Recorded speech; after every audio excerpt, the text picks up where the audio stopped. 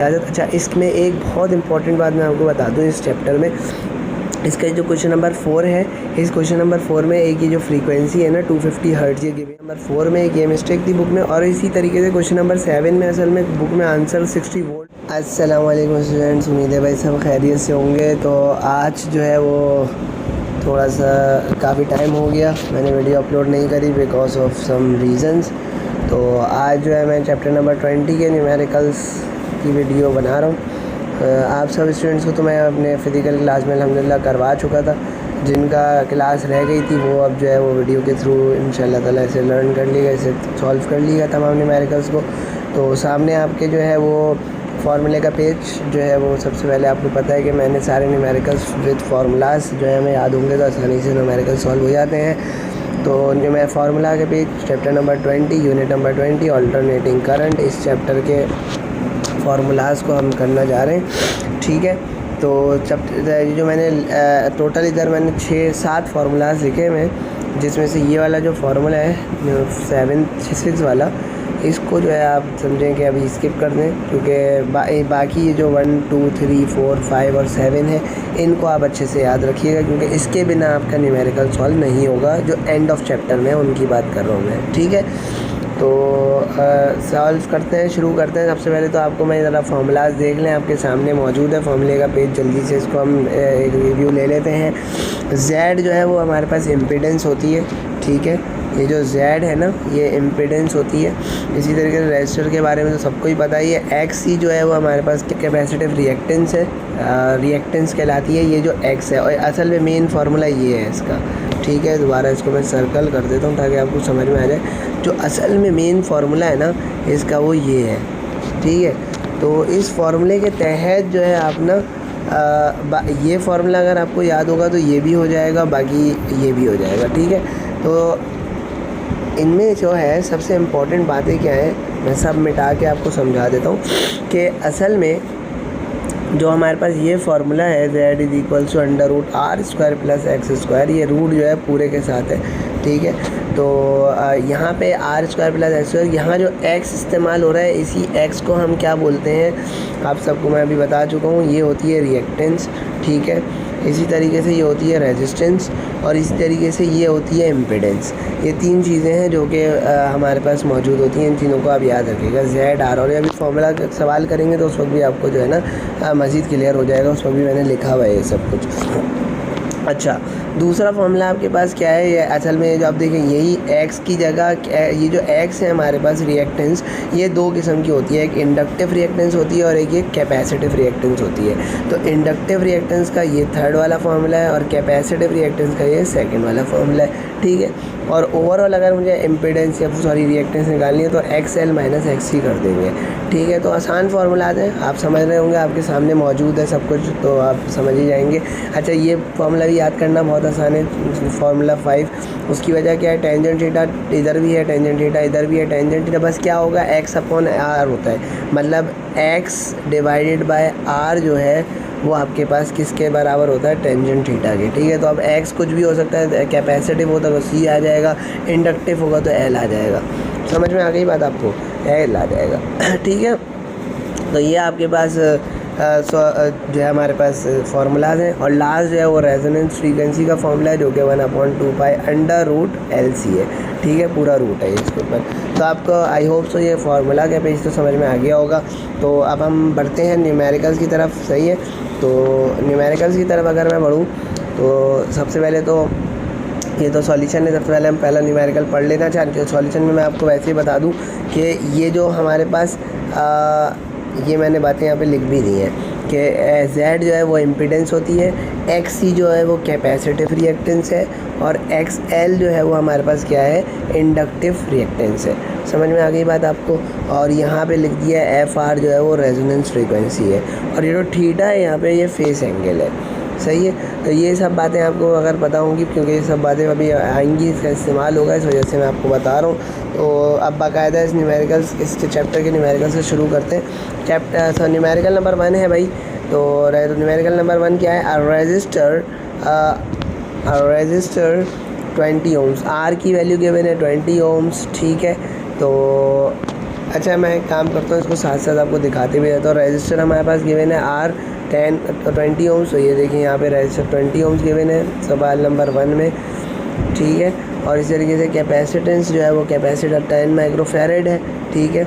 और कैपेसिटेंस ये देखें यहाँ पे कैपेसिटेंस गिवन है। इसी तरीके से इसकी फ्रीक्वेंसी जो है 50 हर्ट्ज़ है आपके पास, तो फ्रीक्वेंसी ये रही 50 हर्ट्ज़। और क्या मालूम करना है, कैलकुलेट टोटल इम्पीडेंस, मतलब टोटल इम्पीडेंस से मुराद है Z मालूम करना है, ठीक है। तो Z का फॉर्मूला होता है, आप देखें, अगर याद में रखिएगा, अगर डाटा में कैपेसिटेंस गिवन हो, कैपेसिटर गिवन हो, ठीक है, कैपेसिटर की वैल्यू गिवन हो, कैपेसिटेंस की वैल्यू गिवन हो, तो आप हमेशा Z √R² plus capacitive reactance वाला फॉर्मूला लगाएंगे। ये बात याद रखिएगा, XC वाला फॉर्मूला लगाएंगे, क्योंकि मैंने आपको बताया अभी पीछे, ये देखें ये 3 फार्मूला, ये वाला फार्मूला नंबर 1, इसमें आपको मैं बता चुका हूँ कि अच्छे खासे फार्मूलाज हैं Z के। तो आपको कौन से लगाना पड़ेगा, अगर कैपेसिटर गिवन है तो XC वाला फॉर्मूला लगा देंगे, कैपेसिटिव रिएक्टेंस वाला। अच्छा, कैपेसिटिव रिएक्टेंस अब आपको पता तो है नहीं, तो कैपेसिटिव रिएक्टेंस कैसे आएगी, उसका फॉर्मूला होता है 1/2πfc। इससे आपके पास कैपेसिटिव रिएक्टेंस आ जाएगी। आई होप सो आपको क्लियर हो रहा होगा ये बहुत अच्छे से, ठीक है। तो नेक्स्ट न्यूमेरिकल की तरफ बढ़ते हैं। अब मैं, क्योंकि इसमें ज़्यादा कुछ इतना समझाने का नहीं और कोई डेप्थ नहीं है, तब देख रहे हैं आपको मैं ऐसे ही बता दूं। ये देखें, अब जैसे यहाँ पे जल्दी से हम डाटा को दिखा दूंगा मैं बाद में, अभी आपको मैं ऐसे ही साथ साथ बताते रहता हूँ ताकि आसानी हो जाए अब आपके लिए। फॉर इंडक्टर विद इंडक्टेंस, अब L गिवन है हमारे पास, ठीक है, फ्रीक्वेंसी गिवन है, और यहाँ पे क्या मालूम करना है, कैलकुलेट द इंडक्टिव रिएक्टेंस, मतलब इंडक्टिव रिएक्टेंस से मुराद क्या है, XL मालूम करना है। तो XL का फॉर्मूला जो आपके पास मौजूद होता है वो आप लगा लेंगे। जल्दी से देख लेते हैं, ये देखें XL का फार्मूला, ये रहा दूसरा न्यूमेरिकल, और ये रहा आपके पास XL का फार्मूला, समझ में आ गई होगी। XL = 2πfl, और ये सब गिवन है, हम डाटा जल्दी से सॉल्व कर लेंगे। अच्छा, थर्ड न्यूमेरिकल मैं तेज़ी से इसलिए जा रहा हूँ क्योंकि आपको मैं ऑलरेडी ये तरीके से समझा चुका हूँ। वैसे भी ये उन बच्चों के लिए बना रहा हूँ जो वीडियो के थ्रू जो है वो पढ़ रहे होते हैं और जिनको प्रॉब्लम्स आ रही होती है, तो वो उनके लिए हेल्प हो जाएगी एक तरीके से, क्योंकि ये सारा का सारा जो है स्केच बना हुआ है। ये सारा जो जितना अभी मैंने यहाँ पे बनाया है बोर्ड में, ये सारा स्केच है जिसकी के थ्रू, क्योंकि आपको पता है मैं न्यूमेरिकल सॉल्व नहीं करवाता, न्यूमेरिकल का स्केच आपको पता चल रहा है तो सॉल्यूशन ज़ाहिर है सेकेंड ईयर लेवल के बच्चे के लिए कोई मुश्किल नहीं होती, सही है। तो जल्दी से आगे बढ़ लेते हैं भाई, आगे बढ़ते हैं। तो नेक्स्ट हमारे पास जो है थर्ड न्यूमेरिकल देखें, इसमें भी रेजिस्टेंस गिवन है, इंडक्टेंस गिवन है, टोटल इम्पीडेंस मालूम करनी है, फ्रीक्वेंसी गिवन है। अच्छा जी, ठीक है। अब ज़रा इस सवाल में आ जाए जल्दी से। रेजिस्टेंस गिवन है, इंडक्टेंस गिवन है, इम्पीडेंस मालूम करनी है, फ्रीक्वेंसी गिवन है। ये वाला फॉर्मूला लग जाएगा क्योंकि अब यहाँ पर रेजिस्टेंस गिवन है इस सवाल में। इस सवाल में देखें क्वेश्चन नंबर 1 में इधर कैपेसिटेंस गिवन थी, तो कैपेसिटर इंडक्टेंस का, इम्पीडेंस का मैंने कैपेसिटिव ये वाला रिएक्टेंस वाला फॉर्मूला लगाया, ठीक है। अब यहाँ पे इम्पीडेंस का कौन सा फॉर्मूला लगेगा, इंडक्टिव रिएक्टेंस वाला, क्योंकि हमारे पास रेजिस्टेंस गिवन है। क्यों, यहाँ पे बात समझ में आ रही है आपको, ठीक है। इंडक्टेंस नहीं, सॉरी रेजिस्टेंस, सॉरी मैं गलत बोल रहा हूँ, रेजिस्टेंस नहीं, ये इंडक्टेंस गिवन है, ठीक है। यहाँ पे कैपेसिटेंस गिवन थी, यहाँ पे इंडक्टेंस गिवन है, हेनरी जिसका यूनिट होता है, पिछले चैप्टर में पढ़ चुके। तो स्टूडेंट्स, अब मैं ये सोच रहा हूँ कि आपको जो है वो यहीं पे स्किप करता हूँ इस वीडियो को, ताकि ज़्यादा लंबी ना हो, क्योंकि अब मेरे एक स्टूडेंट ने जो है वो बताया था कि अपना अब आप जो है ना इस तरीके से भी कर लेगा। तो ये भी आइडिया मुझे अच्छा लगा कि ज़ाहिर है एक पूरे स्क्रीनशॉट ये है वीडियो का पूरा, एक आपके पास ऑलरेडी ये सारा स्केच मौजूद है, जितने भी क्वेश्चन हैं ये सब बोर्ड में आपके पास लिखे हुए हैं, सबका डाटा भी बना हुआ है, किसमें कौन सा फॉर्मूला लगेगा ये भी लिखा हुआ है। तो अगर किसी को कोई मसला हो तो वो इंडिविजुअली मुझसे पूछ सकता है। मुझे दीजिए इजाज़त। अच्छा, इसमें एक बहुत इंपॉर्टेंट बात मैं आपको बता दूँ इस चैप्टर में, इसका जो क्वेश्चन नंबर 4 है, इस क्वेश्चन नंबर 4 में एक ये जो फ्रीक्वेंसी है ना 250 हर्ट्ज ये गिवन होगी आपको, ठीक है, और रेजिस्टेंस का कोई काम नहीं है, तब जाके आपका 31.838 कुछ आंसर आ रहा है, 31.8 कुछ आंसर आ रहा है, इसका 39 शायद है, 31.89, तो ये कुछ आंसर आ रहा है। तो आप देख लीजिएगा वो बुक में, तो उसमें असल में फ्रीक्वेंसी गिवन नहीं है इस क्वेश्चन नंबर 4 में, तो ये आप ज़रा देख लीजिएगा, इसमें फ्रीक्वेंसी मैंने इधर ऐड कर दी है, जो अंडरलाइन किया हुआ है ना का, ये जो हमारे पास लहरें बनी हैं, तो ये जो है आप समझ जाइएगा ये चीज़। एक ये क्वेश्चन नंबर 4 में एक ये मिस्टेक थी बुक में, और इसी तरीके से क्वेश्चन नंबर 7 में असल में बुक में आंसर 60 वोल्ट दिया हुआ है, और 60 वोल्ट में आपको बल्कि दिखा भी देता हूँ। देखें क्वेश्चन नंबर 4 में देखें 31.83, ठीक है, ओम्स ये आंसर आएगा। और फ्रीक्वेंसी इस सवाल में गिवन नहीं है, तो ये जो है ना आप देख लीजिएगा, फ्रीक्वेंसी इधर गिवन होगी, ठीक है, पेपर में ये मिस्टेक है इधर, ठीक है। तो 250 हर्ट्ज़ अगर आप लिखेंगे, फ्रीक्वेंसी पुट करेंगे तो ये आंसर आ रहा है बिल्कुल बुक वाला, ठीक है। और दूसरी बात क्या, दूसरी बात ये कि देखें क्वेश्चन नंबर 7 की अगर बात करें तो 7 में देखें आंसर क्या दिया हुआ है, 60 वोल्ट। हालांकि पूछा हुआ क्या है, calculate the current flowing through the circuit, current मालूम करना और आंसर वोल्टेज का दिया हुआ है। तो खैर ये ज़ाहिर अभी बुक नहीं बन के आई है, तो ये थोड़ी बहुत मिस्टेक्स होती हैं। आप इंशाल्लाह ताला इसकी जगह इसका यही हल मैंने निकाला है, यही हल है कि बाकी आई डोंट नो कि बाकी टीचर्स में क्या करते हैं।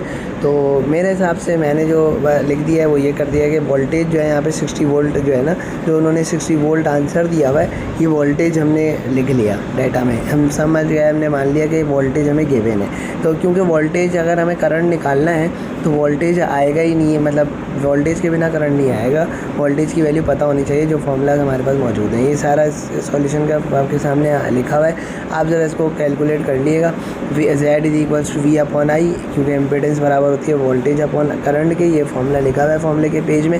करंट का फॉर्मूला निकालना है तो वोल्टेज हमें गिवन है 60, ये देखें 60, और Z इम्पीडेंस आ जाएगी क्योंकि हमारे पास R भी गिवन है और कैपेसिटेंस भी गिवन है। और मैंने बताया था कैपेसिटेंस अगर गिवन होगी तो फिर इंडक्टिव रिएक्टेंस वाला कैपेसिटिव रिएक्टेंस वाला फार्मूला लगा के Z इम्पीडेंस आप मालूम कर सकते हैं।